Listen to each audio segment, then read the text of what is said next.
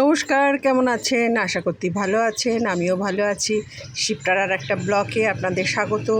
বড়দের প্রণাম আর ছোটদের অনেক অনেক আদর। কড়াতে সর্ষের তেল দিয়েছি, তেলটা গরম হয়ে গেছে। এবার আলুটা আর এঁচোড়টা ভেজে নেব হালকা করে।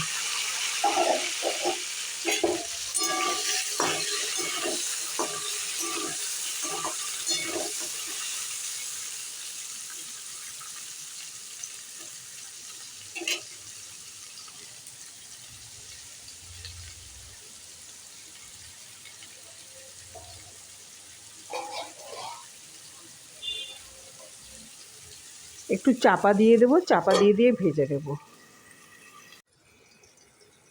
এবার চাপাটা খুলে দেখে নেব আলুটা ভাজা হয়ে গেছে কিনা। এঁচোড় আলুটা ভাজা হয়ে গেছে, এবার এটা তুলে নেব।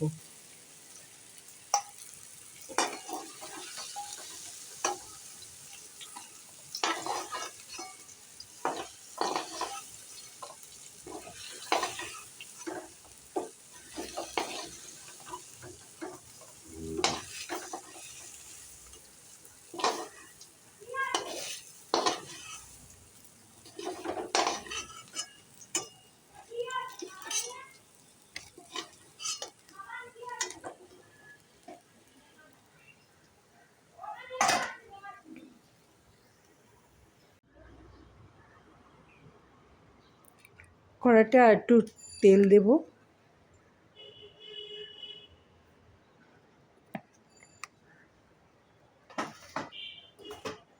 তেলটা গরম হয়ে গেছে, এবার চিংড়ি মাছগুলো ভেজে নেব।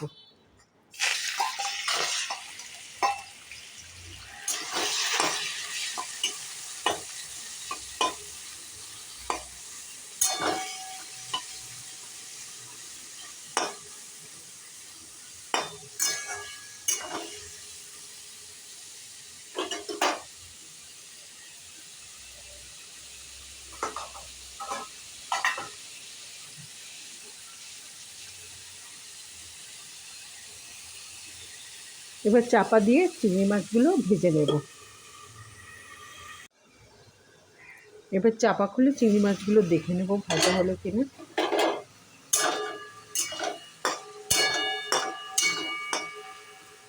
চিংড়ি মাছগুলো হালকা ভাজা হয়ে গেছে, এবার তুলে নেব।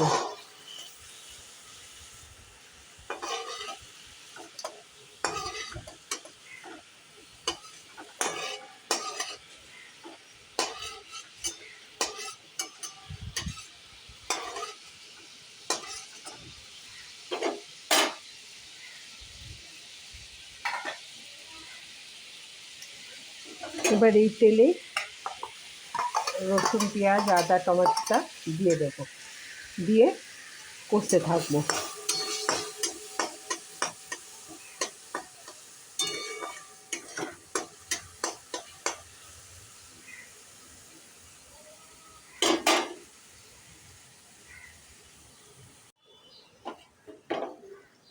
এবার এটা কষানো হয়ে গেছে, এবার গুঁড়ো মশলাগুলো দিয়ে দেবো।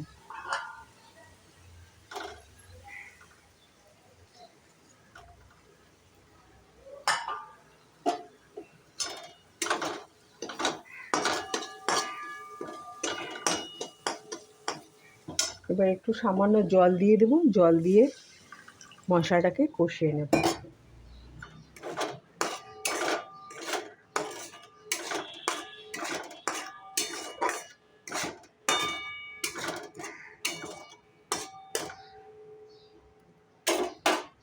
এবার চাপা দিয়ে মশলাটাকে কষিয়ে নেব। এবার চাপাটা খুলে দেখে নিই এটা কষা হয়ে গেছে কিনা। কষা হয়ে গেছে মশলাটা, এবার এঁচোড়টা দিয়ে দেবো।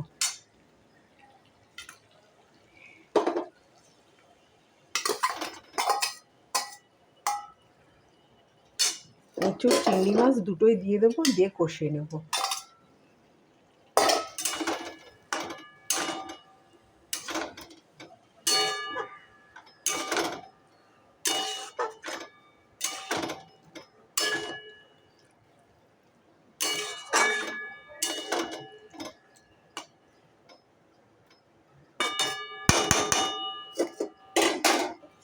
চাপা দিয়ে এবার কষিয়ে নেব।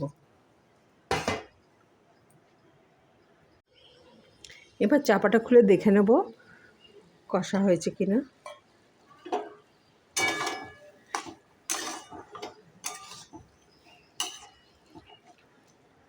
এঁচোড়টা কষা হয়ে গেছে, এবার জল দিয়ে সেদ্ধ করে নেব। সেদ্ধই আছে, আর এঁচোড়, চিংড়ি, আলু সব সেদ্ধই আছে, একটু জল দিয়ে করে নেব।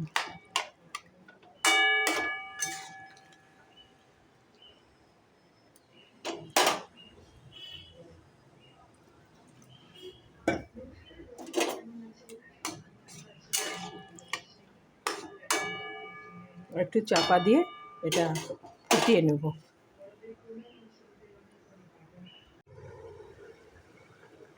এবার চাপাটা খুলে দেখে নেব, হ্যাঁ ফুটে গেছে।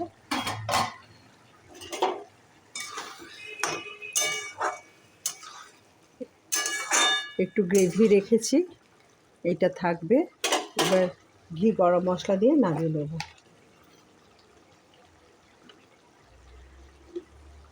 একটু ঘি দিলাম,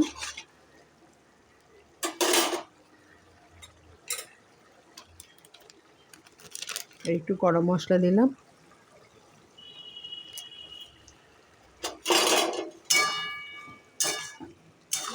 এবার এটা নামিয়ে নেব। আজকের লাঞ্চের থালিটা নিয়ে চলে আসলাম।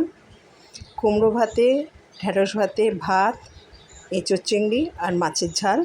এঁচোড় চিংড়িটা আপনাদের সঙ্গে শেয়ার করেছি। ব্লগটা এখানেই শেষ করছি। সবাই ভালো থাকবেন এবং সুস্থ থাকবেন।